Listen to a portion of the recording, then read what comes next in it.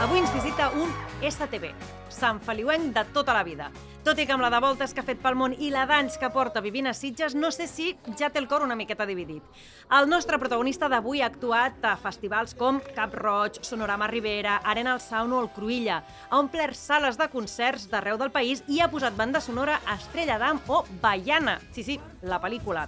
La seva és una de les veus més rugalloses i inconfusibles del panorama català. I hi ha fins i tot qui l'anomena l'Springsteen català.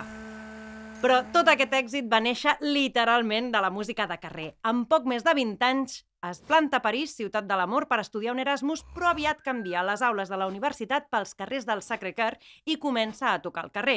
Animat per la bona rebuda del públic, es presenta a Nouvelle Star, un talent show, i el guanya. I automàticament es converteix en tota una estrella a França, mentre que a Catalunya segueix sent un desconegut.